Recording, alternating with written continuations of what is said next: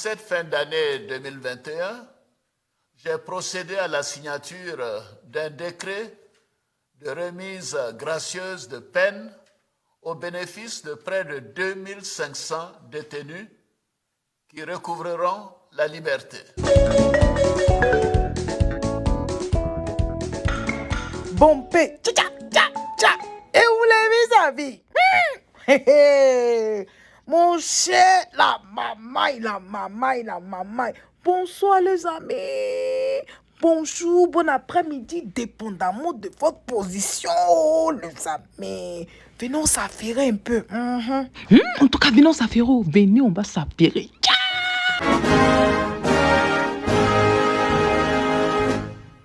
Ivoiriennes, Ivoiriens, mes chers compatriotes, chers amis de la Côte d'Ivoire, je suis très heureux de vous retrouver en cette fin d'année 2021 à l'occasion du traditionnel message à la nation. Depuis que vous m'avez accordé votre confiance, nous connaissons ensemble, année après année, des avancées importantes et des progrès indéniables dans notre pays. Le creuset de tous ces progrès, c'est la paix. Cette paix que nous a léguée le père de la nation, le président Félix Houphouët-Boigny, et que nous devons chérir comme notre bien le plus précieux. Cette paix, nous l'avons retrouvée avec bonheur, grâce aux efforts de chacune et de chacun de vous, ainsi que de toutes les forces vives de la nation ivoirienne.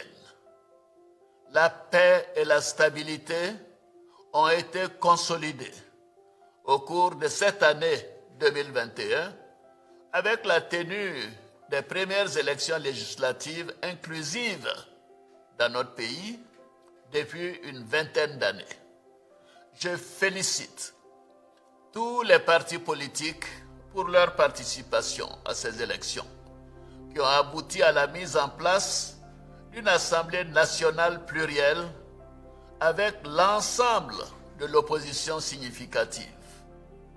Je voudrais réaffirmer mon attachement au dialogue constructif qui contribue à l'apaisement du climat social. Nous continuerons avec le gouvernement à rassembler toutes les filles et tous les fils de notre beau pays.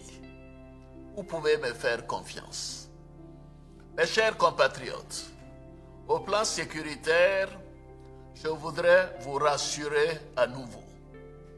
Nos forces de défense et de sécurité sont mobilisées pour contrer toutes les velléités, en particulier au moment où le terrorisme constitue une menace à nos frontières et dans la sous-région.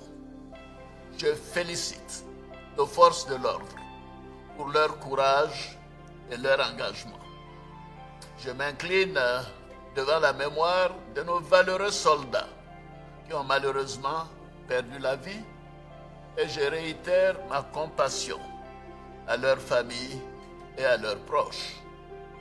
Nous continuerons de renforcer nos capacités de défense et de sécurité, ainsi que les investissements dans les infrastructures socio-économiques dans les zones concernées, afin de lutter contre le terrorisme et toutes les autres formes de menaces, y compris l'orpaillage clandestin.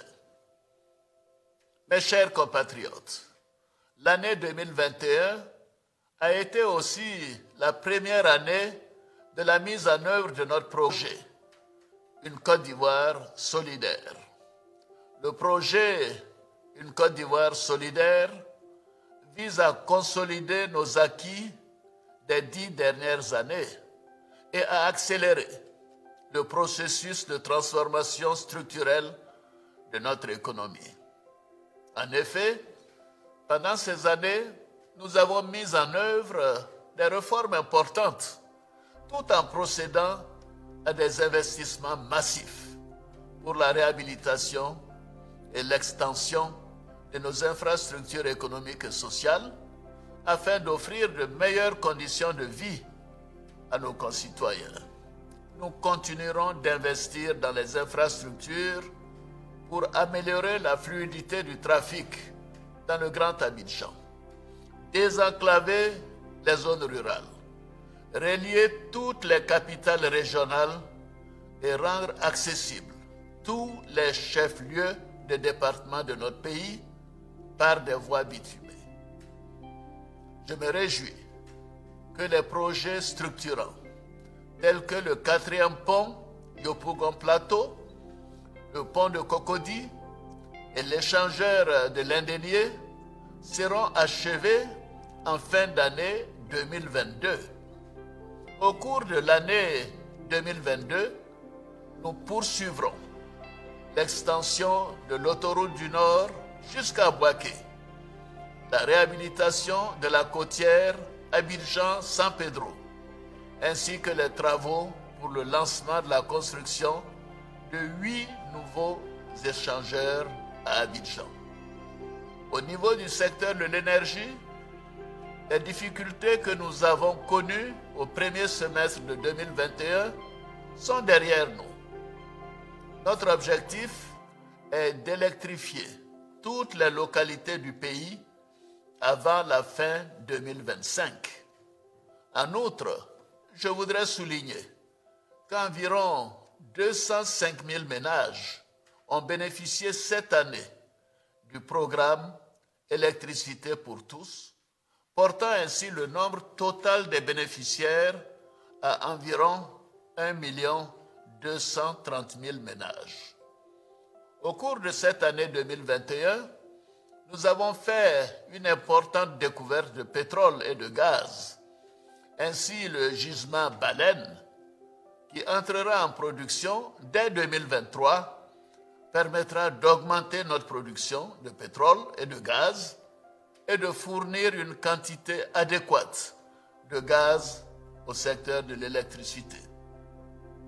Cette importante découverte augure de belles perspectives pour notre pays en termes de ressources pour le financement des projets de développement, de formation de nos jeunes, de création d'emplois et d'opportunités pour nos PME. Ce sera aussi le premier gisement zéro émission nette en Afrique.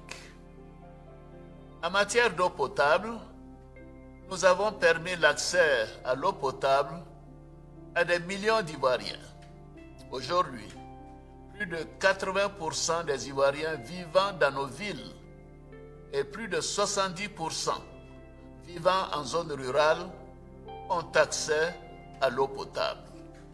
Nous poursuivrons le renforcement de la desserte nationale en eau potable afin de faire face à l'urbanisation rapide de nos villes, mais aussi d'améliorer la qualité de vie dans nos villages. Mes chers compatriotes, chers frères, chères sœurs, dans le secteur de l'éducation, les récentes réformes adoptées à la rentrée scolaire, ainsi que les états généraux de l'éducation et de l'alphabétisation, dont les recommandations seront bientôt disponibles, contribueront à améliorer le contenu et les méthodes d'enseignement de notre système éducatif. Par ailleurs, les travaux de réhabilitation des lycées techniques d'Abidjan et de Yopougon, du lycée professionnel commercial de Yopougon et du centre de bureautique, de communication et de gestion de Cocody, le CBCG, devrait s'achever en 2022 afin d'améliorer l'employabilité de nos enfants.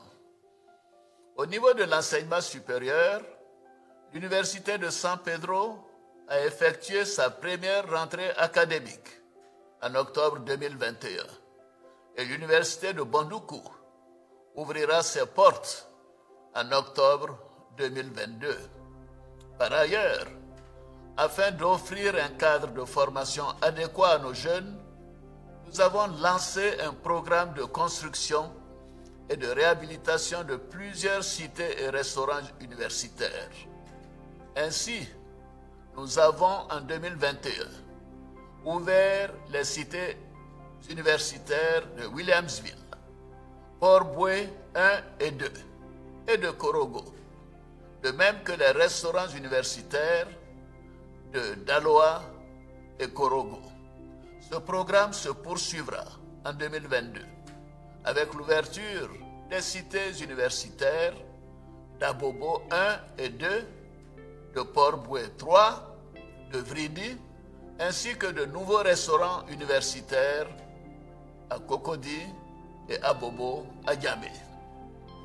Au niveau de la santé, le gouvernement a mis en œuvre une importante réforme hospitalière en vue d'optimiser l'accessibilité à des soins de meilleure qualité. Dans ce cadre, la réhabilitation et la construction de plusieurs infrastructures ont été achevées cette année sur l'ensemble du territoire national.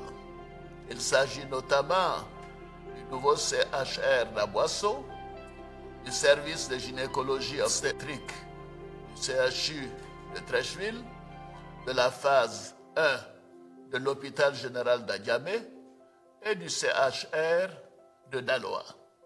Ce vaste programme se poursuivra avec l'objectif de rapprocher chaque Ivoirien, où qu'il se trouve sur le territoire national, d'un centre de santé bien équipé et de consolider la mise en œuvre de la couverture maladie universelle. En ce qui concerne la lutte contre la COVID-19, notre plan de riposte économique et sanitaire, combiné à la résilience de notre économie, a permis de contenir les effets de la pandémie avec un taux de croissance économique positif d'environ 2% en 2020 et 6,5% en 2021. Cette dynamique se poursuivra en 2022 avec un taux de croissance projeté à environ 7%. Je profite de l'occasion pour saluer les efforts du Premier ministre Patrick Achi et du gouvernement. Je félicite l'ensemble des acteurs impliqués dans la lutte contre cette pandémie. À la date d'aujourd'hui, près de 15 millions de doses de vaccins ont été reçues et plus de 7 millions de doses ont été administrées dans notre pays. Toutefois, la COVID est toujours présente avec l'apparition de nouveaux variants dans le monde et la recrudescence de cas positifs en Côte d'Ivoire. Par ailleurs, la quasi-totalité des décès dans notre pays concerne les personnes non vaccinées. J'invite donc à nouveau tous nos concitoyens à se faire dépister, vacciner et à respecter les mesures barrières. Ceci est très important. Ivoiriennes, Ivoiriens, mes chers compatriotes, chers frères et sœurs, pour consolider toutes ces avancées, nous avons encore d'importants défis à relever. Ainsi, pour l'année 2022, nous ciblerons nos actions sur 3 priorités. Premièrement, la transformation de notre économie. Nous devons aller encore plus loin et plus vite dans la transformation de notre pays et l'amélioration des conditions de vie de chacun de ses habitants. C'est pourquoi nous allons amplifier la modernisation de notre agriculture pour augmenter ses rendements et les revenus de nos producteurs, réduire le coût de la vie et accélérer l'industrialisation de notre pays par la transformation locale de nos matières premières, ainsi que l'accès des populations à l'éducation, à la santé et à un logement décent, à un coût abordable. Dans ce cadre, j'ai instruit le gouvernement à l'effet de lancer dès le mois de janvier un deuxième programme social du gouvernement en vue d'intensifier et de poursuivre nos actions de réduction de la pauvreté.